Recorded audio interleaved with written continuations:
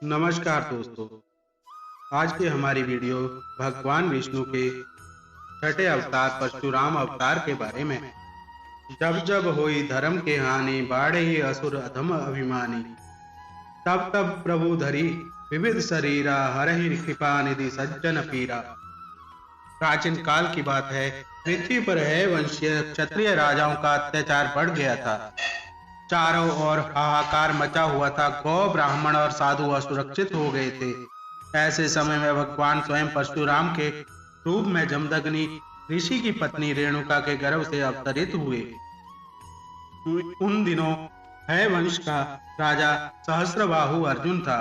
वह बहुत ही अत्याचारी और क्रूर शासक था। एक बार वह जमदग्नि ऋषि के आश्रम पर आया। उसने आश्रम के पेड़ पौधों को उजाड़ दिया। जाते समय ऋषि की गाय भी लेकर चला गया। जब परशुराम जी को उसकी दुष्टता का समाचार मिला, तब उन्होंने सहस्त्रबाहु अर्जुन को मार डाला। सहस्त्रबाहु के मर जाने पर उसके 10,000 लड़के डरकर भाग गए। सहस्त्रबाहु अर्जुन के जो लड़के परशुराम जी से हार कर भाग गए थे, उन्हें अपने पिता के वध की याद निरंतर बनी रहती थी। कहीं एक क्षण के लिए भी उन्हें चैन नहीं मिलता था।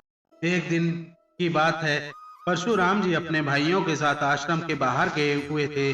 अनुकूल अवसर पाकर सहस्त्रबाहु के लड़के वहां आ पहुंचे। उस समय महर्षि जमदग्नि को अकेला पाकर उन पापियों ने उन्हें मार डाला। सती रेणुका फिर पीट पीट कर जोर जोर से रोने लगी। परशुराम जी ने दूर से ही माता का करुण क्रंदन सुन लिया। वे बड़ी शीघ्रता से आश्रम पर आए। वहां आकर देखा कि पिताजी मार डाले गए हैं। उस समय परशुराम जी को बहुत दुख हुआ। वे क्रोध और शोक के वेग से अत्यंत मोहित हो गए। उन्होंने पिता का शरीर तो भाइयों को सौंप दिया और स्वयं हाथ में फरसा उठाकर क्षत्रियों का संहार कर डालने का निश्चय किया।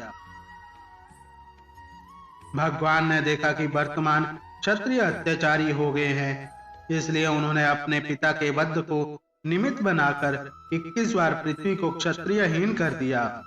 भगवान ने इस प्रकार भृगुकुल में अवतार ग्रहण करके पृथ्वी का भार बने राजाओं का बहुत बार वध किया। तत्पश्चात भगवान परशुराम ने अपने पिता को जीवित कर दिया।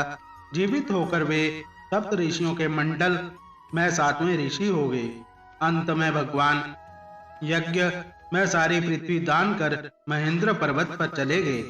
महेंद्र पर्वत पर विराजमान भगवान परशुराम जी को हम सब नमस्कार करते हैं।